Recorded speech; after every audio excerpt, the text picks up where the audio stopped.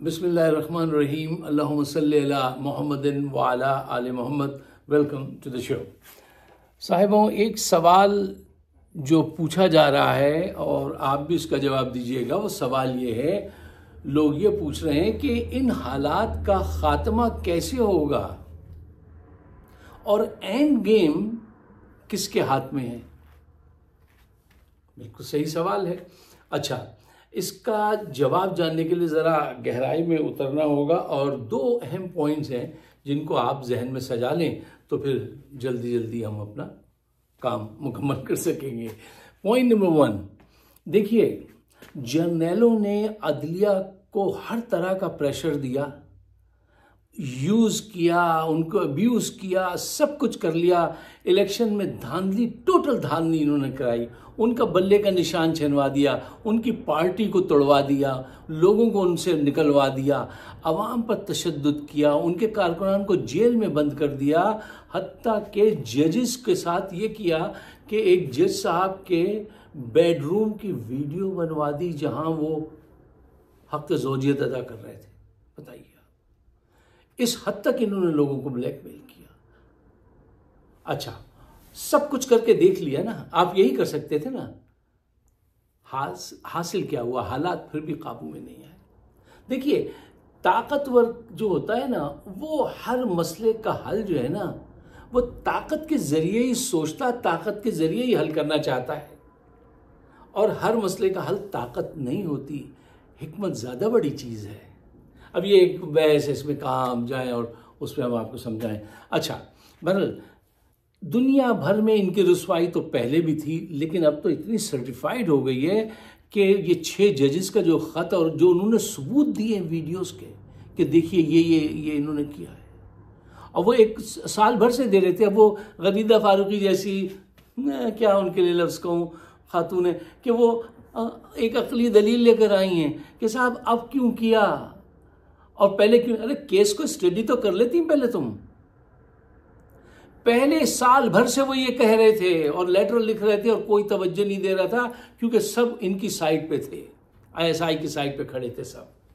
ये गदीदा फारूकी जैसे वकला को ले आती हैं कि वो इनको डिफेंड करेंगे। यार कहाँ से डिफेंड? देखिए, झूठ को डिफेंड करना एक तो मुश्किल काम है, और फिर जो लोग केस स्टडी ना करते हो, पूरी तैयारी ना करते हो, पढ़ते लिखते हो, तो वो तो फिर ऐसी दलीलें लाएंगे कि साहब अब क्यों किया है इन्होंने, ये सबूत है।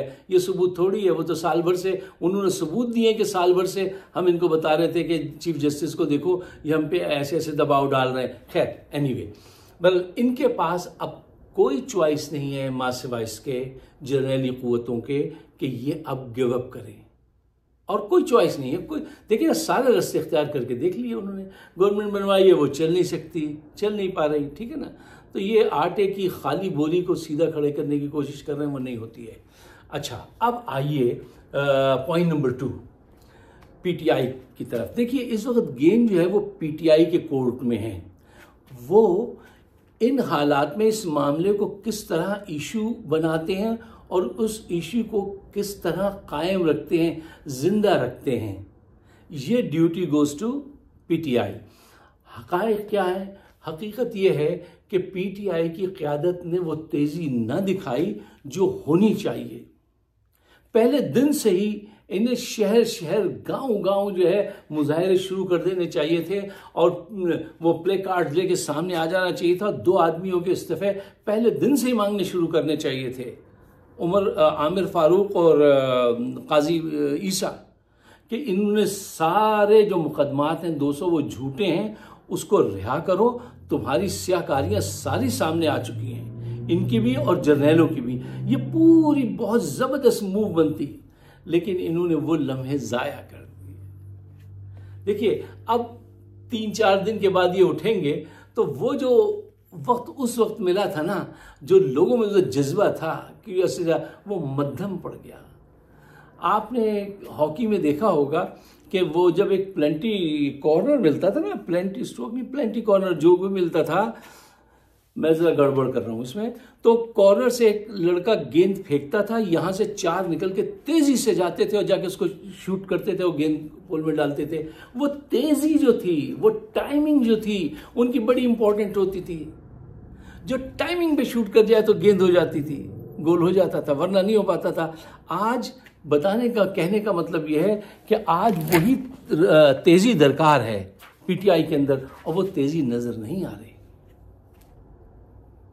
देखिए साहिबों, गद्दारी सिर्फ ये नहीं है कि आप दुश्मन की सफ़ों में चले गए। गद्दारी मेरे नज़दीक ये भी है, आप इसको तो कोई छोटा लफ्ज़, रेशमी लफ्ज़ इसके लिए इस्तेमाल कर लीजिए, लेकिन मैं नहीं करूँगा। गद्दारी ये भी है कि जेल से लीडर आपको डायरेक्शन दे, आप उस पर अमल ना करें, काहिली दिखाएं, वक्त पर फैसले ना करें, जुर्रत का इजहार ना करें, और कारकुन जो है वो बददिल होते जाएं। इस ताख़ीर को क्या नाम दिया जाए?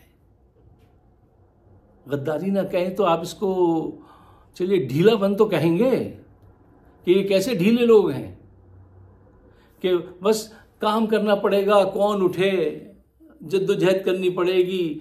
अब वो आएंगे भाईजान जब जेल से तो फिर जलसे वगैरह करेंगे। ये बहुत ख़तरनाक बात है। देखिए, गद्दार आपको इतना नुकसान नहीं पहुंचाता जितना एक काहिल लोग पहुंचाते हैं।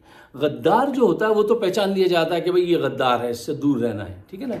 ये अपनी सफ़ों में जो काहिल लेजी लोग होते हैं ना, ये दोस्त भी होते हैं आपके, आपका अच्छा भी चाहते हैं, लेकिन इनकी आदतें इतनी ख़राब होती हैं कि ये आपको बड़ा नुकसान पहुंचाते हैं। आप परेशान रहते हैं कि इसका क्या किया जाए। ये हो रहा है पीटीआई के साथ, ये हुआ है। अच्छा साहब, उस सियासत में दो तरह के दिमाग होते हैं।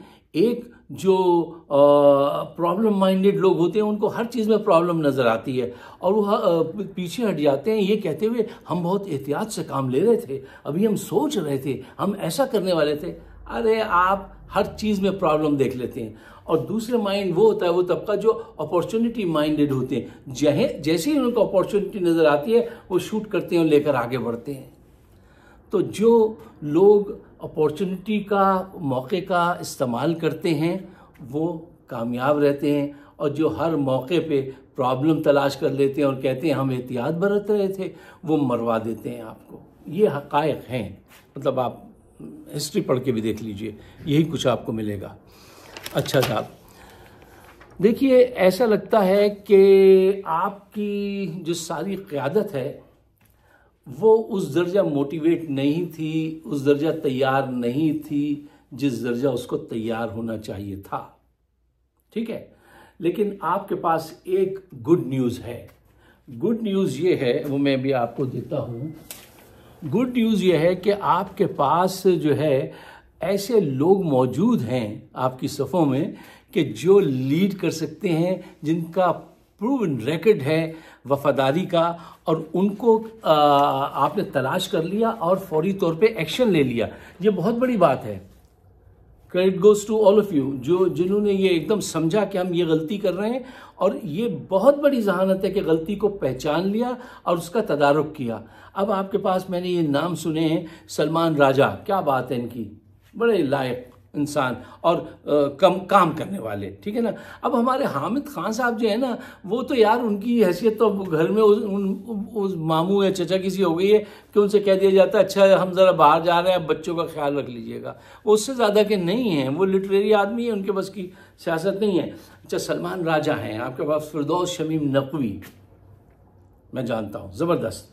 ब्रिगेडियर मुसद्दिक अब्बासी, शहबाज गिल, वाह what a person. Khalid Khurshid, Gilgit की हुकूमत जिन्होंने अपने एक इमरान के कहने पे तोड़ दी थी, ठीक है ना। जुनैद अकबर, शादाब जाफरी, जमाल खान, ये वो लोग हैं कि जो आपको लीड कर सकते हैं और निडर तौर पे सामने आ सकते हैं। आपके पास ऐसे लोग हैं। एक दफ़ा इमरान खान से किसी ने कहा था कि अगर आप ना हुए इस दुनिया में तो कौन लीड करेगा, तो उसने एक जवाब दिया था। यार इस आदमी की एक बात ऐसे साबित होती है, मैं हैरान हो जाता हूँ। उसने कहा था मैंने किसी को वो नहीं किया है, लेकिन नॉमिनेट किया है, लेकिन ये लोग खुद तलाश कर लेंगे। लोगों ने तलाश कर लिया और देखिए ये टीम सामने आ गई। शेर सुनते जाइए, बड़ा अच्छा है कि तूफानों में राह बनाओ, तूफानों में राह बनाओ, हिम्मत का इजहार करो, कैसा माझी कहाँ की नैया, तैर के दरिया पार करो। इंतज़ार नहीं करना है किसी चीज़ का, आगे बढ़ो। तुम्हारे पास, मैं ये कहता हूँ, इस वक्त पूरे मुल्क की हिमायत है, और छोटी हिमायत नहीं है, इतनी बड़ी हिमायत तुम्हें हासिल है कि दुश्मन लरस जाता है उसको देखकर। है, टीम ऐसी मौजूद है। अब क्या करना है? भले लीडर जेल में हो, तुम खड़े हो जाओ और आगे बढ़ो, इस कौम को उसकी मंजिल पे पहुंचाओ। अगर आप मेरे ख्यालात से इत्तफाक करते हैं तो उसको शेयर ज़रूर कीजिएगा। ये मेरे अपने लिए नहीं, ये पाकिस्तान के मुस्तक़बिल के लिए। और मुझे अपने ख्यालात से नवाजिएगा। आप सबका बहुत बहुत शुक्रिया।